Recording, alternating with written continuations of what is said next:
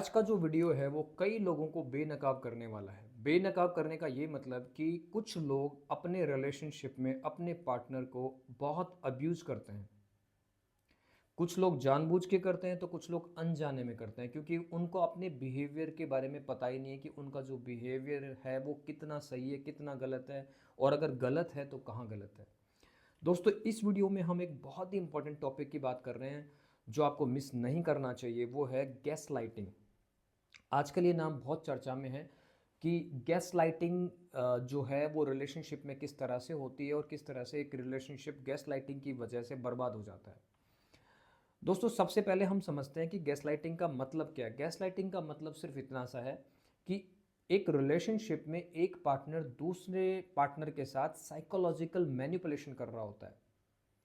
जैसा मैंने कहा, कई बार जानबूझ के और कई बार अनजाने में। अब हम ये देखते हैं कि ये जो शब्द है गैसलाइटिंग, ये आया कहाँ से। दोस्तों होता ये है कि 1938 में एक प्ले होता है जो पैट्रिक हैमिल्टन ने लिखा और इसमें एक किरदार होता है। उस किरदार के बीच में जो केमिस्ट्री है हस्बैंड और वाइफ के बीच में, वहाँ से ये वर्ड आया है। उसके बाद इस पे एक फिल्म भी बनी 1944 में जो गैस लाइट के नाम से ही उसका टाइटल था। इस फिल्म में दिखाया क्या गया है कि एक कपल होता है, एक हस्बैंड एक वाइफ। होता ये कि ये जो हस्बैंड है ये कुछ ज्वेलरी की तलाश में होता है और जिस घर में वो रह रहे होते हैं उस ज्वेलरी को वो तलाशता है, लेकिन वो तलाशता कब है? नाइट में, जब उसकी पार्टनर लगभग सो जाती है। तो वो जब ज्वेलरी तलाश करने के लिए जाता है तो ये बोल के जाता है अपने पार्टनर को कि मैं बिजनेस के लिए कहीं बाहर जा रहा हूँ। वो नाइट में निकलता था। तो होता ये था कि वो अपने घर के अपर पोर्शन में जाता था और वहाँ जाके वहाँ की लाइट ऑन करता था। तो पहले कुछ ऐसा सिस्टम होता था कि अगर सपोज आपके घर में 4 रूम्स हैं और अगर आपने जिस रूम की लाइट को तेज किया, यानी कि सफिशिएंट रोशनी की, तो बाकी रूम्स की जो लाइट है वो डिम हो जाती थी या फ्लिकर करने लगती थी। तो ये लेडी देखती थी कि उसके रूम में जो लाइट जली हुई है वो फ्लिकर कर रही है और डिम भी हो गई है। ये तभी हो सकता है जब किसी दूसरे रूम या घर के दूसरे पोर्शन की लाइट को किसी ने बढ़ाया हो, रोशनी को बढ़ाया हो। उस वक्त इलेक्ट्रिसिटी नहीं हुआ करती थी। तो दूसरा, उसको शूज़ की आवाज़ भी आती थी, चलने की आवाज़ भी आती थी। जब ये लेडी अपने हस्बैंड से ये पूछती थी कि मुझे कुछ आवाज़ें आ रही हैं या आवाज़ें आई थी तो वो क्या मैटर था, मुझे समझ नहीं आया, तो ये हस्बैंड क्या करता था कि ये सिरे से उस बात को नकार देता था कि ऐसा कोई आवाज़ नहीं है, ऐसी कोई फ्लिकरिंग या लाइट डिम नहीं हो रही है, ये सिर्फ आपका वहम है। दोस्तों गैस लाइटिंग में होता क्या है कि आप सामने वाले व्यक्ति की रियलिटी प्लस उसकी जो मेमोरी है उसको आप डिनाई कर देते हो। इस केस में यही हो रहा है और वहाँ से ये सब चल पड़ा और इस तरह से ये शब्द एग्जिस्टेंस में आया। तो इसमें आप करते क्या है, रियलिटी और मेमोरी जो है उन दोनों पे सवाल खड़ा कर देते हैं अपने पार्टनर के, जो भी रियलिटी और जो मेमोरी है उनकी। आगे एग्जाम्पल से हम समझेंगे कि किस किस तरह से वो उनको मैनिपुलेट करते हैं। तो दोस्तों ये बात हो गई कि गैस लाइटिंग जो वर्ड है ये किस तरह से आया और कहाँ से आया। अब हम बात करते हैं कि जो गैसलाइटिंग करने वाला व्यक्ति है वो किस किस तरह से इस फिनोमेना को अंजाम देता है। पहली चीज़ है डिनाइंग द रियलिटी। वो रियलिटी को कंप्लीटली डिनाई कर देगा। किस तरह से?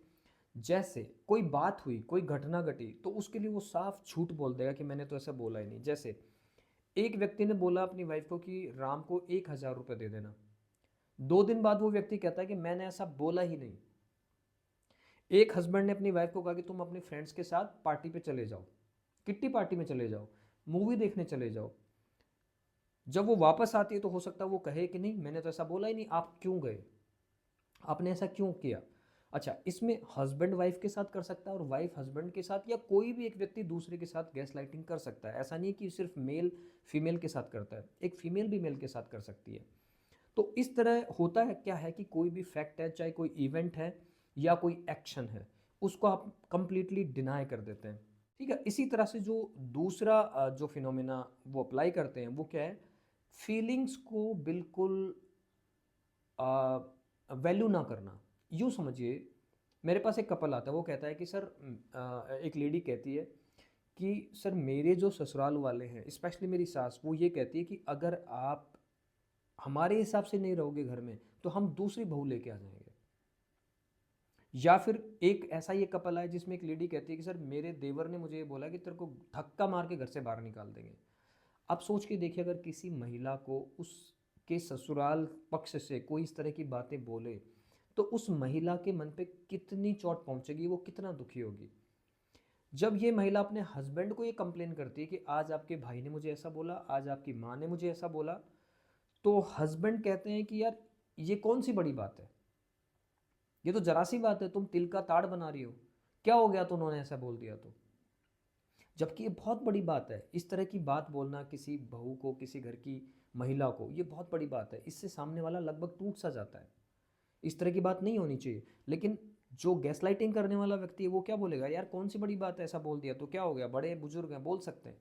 नहीं, नहीं बोल सकते, जो गलत है, और ऐसी बात तो बिल्कुल भी नहीं बोल सकते। एक और जो फिनोमेना है वो है प्रोजेक्शन। प्रोजेक्शन का मतलब ये है कि अपनी जो फीलिंग्स हैं वो क्या करेगा कि अपने आइडियाज़, अपनी फीलिंग्स जो हैं वो सामने वाले पर प्रोजेक्ट कर देगा। जैसे फॉर एग्जांपल एक कपल है, उसमें हस्बैंड को मन कर रहा है कि यार हम किसी ट्रिप पे चलते हैं। अब वो ट्रिप पे चले गए, वहाँ बहुत पैसा खर्च हो गया, टाइम भी चला गया। अब इन महाशय को कुछ पैसे की जरूरत थी बिजनेस के लिए, लेकिन पता चला कि 1,50,000 रुपये तो वहीं खर्च हो गए। अब ये कह रहे हैं कि आपने अगर इस ट्रिप के लिए हाँ नहीं भरी होती तो ये मेरा पैसा खराब नहीं होता।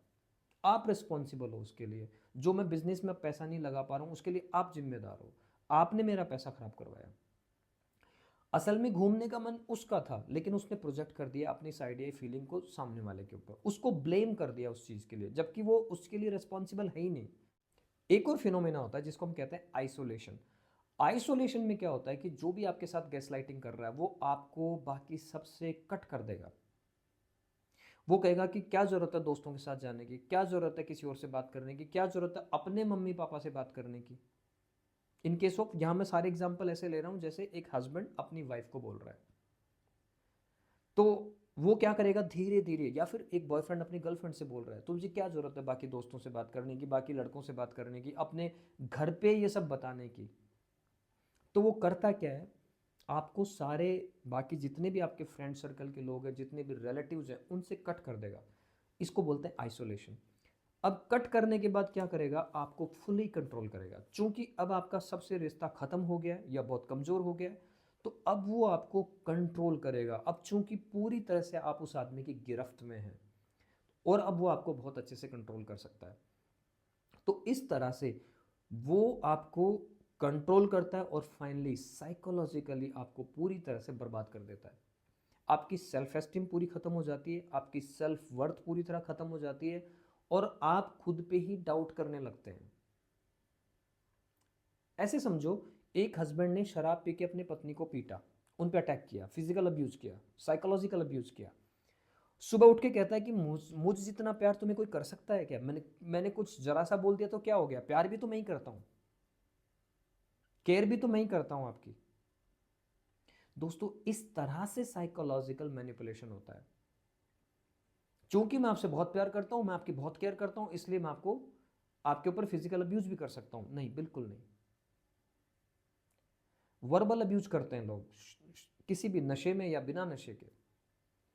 तो इस तरह से ये सारा साइकोलॉजिकल मैनिपुलेशन होता है और एक रिलेशनशिप बिल्कुल बर्बाद हो जाता है, जिसमें एक पार्टनर की लाइफ लगभग नरक जैसी हो जाती है। तो दोस्तों, अगर किसी के साथ भी इस तरह का कोई रिलेशनशिप है, या किसी के साथ इस तरह का कोई बिहेवियर हो रहा है, तो आप उनको ये सब बता के, उनके साथ ये वीडियो शेयर करके उनको ये बता सकते हैं कि इस चीज़ से उबरा जा सकता है, इस तरह के रिलेशनशिप को ठीक किया जा सकता है थ्रू काउंसलिंग।